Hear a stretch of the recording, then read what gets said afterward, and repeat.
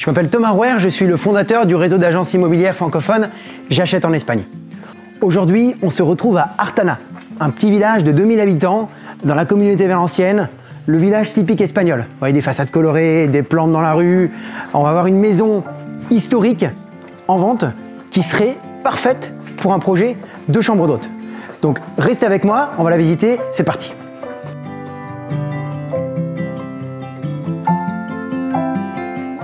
On est à 45 minutes de l'aéroport de Valence. On est à 30 minutes de Castellón, 20 minutes seulement de la plage. Cette maison, elle est parfaite si vous avez un projet de chambre d'hôte, si vous avez un projet de restauration. On a 6 chambres, on a un restaurant. C'est une maison qui est chargée d'histoire. Vous avez une façade qui est vraiment de style moderniste, donc c'est l'Art Nouveau. Ça correspond au début du siècle, l'année de construction de cette maison, donc en 1900. Donc vous allez voir vraiment ces formes arrondies sur la porte, sur la façade, qui lui donnent vraiment déjà, dès l'extérieur, ses caractéristiques. Quand je dis qu'elle est chargée d'histoire, vous verrez sur le balcon, il y a un des barreaux qui est cassé parce que pendant la guerre civile espagnole, il y a un projectile qui est arrivé justement sur la façade et qui a cassé un des barreaux. Donc c'est un vestige de la guerre civile espagnole. On est en plein milieu de la Sierra d'Espalán. La Sierra d'Espalán, c'est un parc naturel. Donc d'ici, vous allez avoir plein de sentiers de randonnée, des routes pour faire du vélo.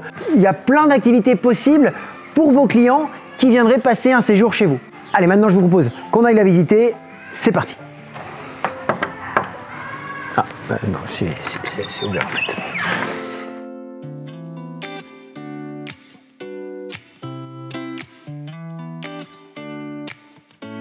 On est sur une entrée typiquement moderniste.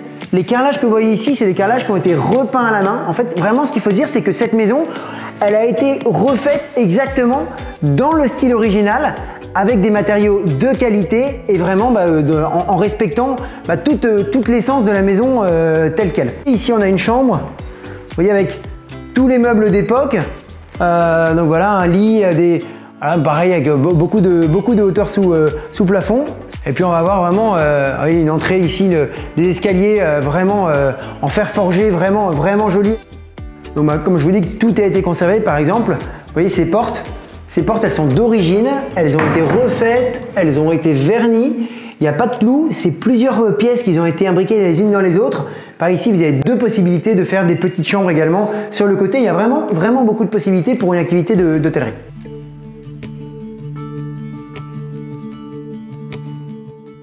Le patio central de la maison, donc ici c'est tranquille. On entend les oiseaux, on entend le bruit de la fontaine. On a quelques pièces de service autour, on a un accès direct sur le restaurant qu'on va aller voir plus tard et un accès direct sur la cuisine.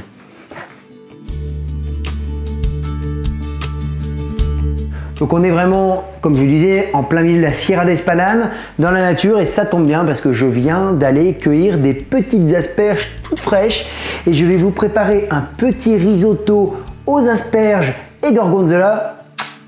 Mais le problème, c'est qu'une cuisine, c'est pas suffisant si vous avez 40 ou 50 bouches à nourrir. Alors ici, vous allez avoir du coup 40 à 50 couverts possibles, un bar vraiment magnifique. Il y en a eu ici des longues soirées de vin rouge, comme en témoignent ces jolies grappes. Vraiment, regardez comme c'est sculpté, c'est vraiment magnifique. Avec ici, il faut imaginer les grosses côtes de bœuf là, au barbecue, c'est plutôt sympa. Le restaurant donc compte 2 cuisines. La première, c'est celle-ci, c'est la plus petite mais la plus fonctionnelle. On retrouve tout de suite ses outils, on retrouve tout de suite les ciseaux, les poêles. On a ce qu'il faut ici pour évidemment pour chauffer. C'est pas au gaz naturel, hein, c'est au charbon naturel. Donc vous pouvez évidemment faire chauffer ici vos casseroles. Et puis on en a une deuxième que je vais vous montrer tout de suite. Et alors la deuxième cuisine, c'est celle-là. Elle est un petit peu plus moderne. Ce que je vous propose, c'est de me dire dans les commentaires la cuisine que vous préférez, la rustique ou la moderne. Et d'ailleurs, la propriétaire nous confessait que pendant ses heures de gloire, le restaurant était vraiment très connu dans la région. Hein. C'était un restaurant que les gens connaissaient et appréciaient tout particulièrement. D'ailleurs, ce qu'il faut savoir, c'est qu'en fait, ici, c'était un atelier d'osier. En fait, ils allaient récupérer donc, dans la Sierra d'Espalán l'osier, ils fabriquaient des paniers. Non, c'est vraiment pas mal. Pardon. On y va, on continue. voyez, ici, c'est la zone justement où les hommes travaillaient, les hommes fabriquaient les paniers en osier. On a ici cette grosse poulie justement qui servait d'ici, donc on a le restaurant qui est juste en dessous, à monter justement tout cet osier pour le travailler ici. Ça peut être ici également une deuxième salle restaurant un peu plus privée si on le souhaite, ou une zone de stockage.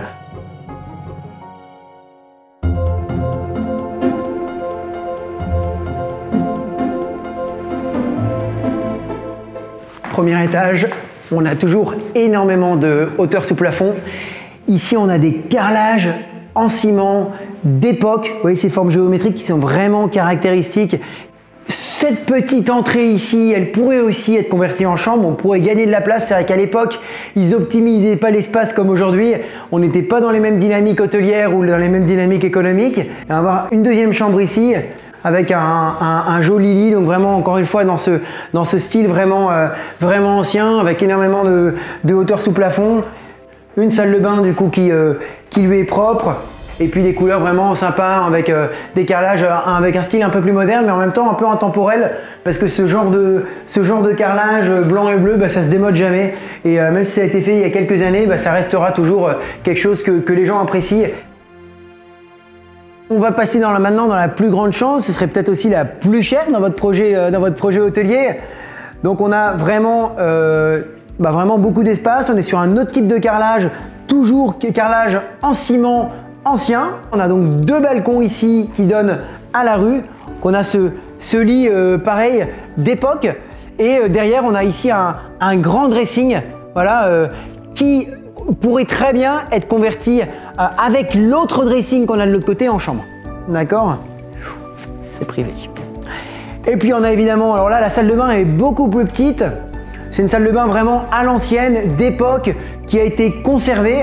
Donc c'est vraiment l'idée, c'est d'avoir toujours de l'eau directement ici, qu'on verse ici, donc on a un bouchon pour verser, et puis du coup on a ce qu'il faut. On a évidemment une glace pour se maquiller, pour se démaquiller, etc. Donc c'est une salle de bain un peu petite, un peu exiguë, mais vraiment très fonctionnelle et très pratique. Allez, je vous montre la vraie salle de bain.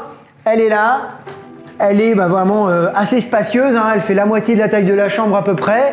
Un petit peu moins, et puis voilà, vous voyez, elle a été vraiment refaite. On a les néons qui sont encastrés derrière, on a cet effet céramique ici un peu métro parisien, et puis cette baignoire qui est la baignoire du coup qui est vraiment utilisée pour se doucher, qui est vraiment vraiment des plus sympas, et pour un projet hôtelier, voilà, vous n'avez rien d'autre à mettre, tout est déjà là, vous avez qu'à le mettre sur Booking.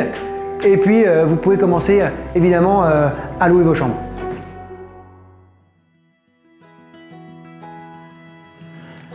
Et alors le R+2, cette pièce là ici, c'est ce qu'on appelle une pièce à potentiel. Vous voyez, c'est plein de vieilles affaires. Tout ce que les propriétaires ont stocké ici, mais il y en a jusque 7 mètres de hauteur sous plafond. Donc le potentiel, il est là. Et on a même des vues magnifiques sur tout le village là-bas derrière. Donc on peut très bien imaginer une mezzanine, un grenier, une zone de stockage, ou même, si on a envie, créer des nouvelles chambres ici, ou un appartement pour les clients qui auraient envie d'avoir un petit peu plus d'espace.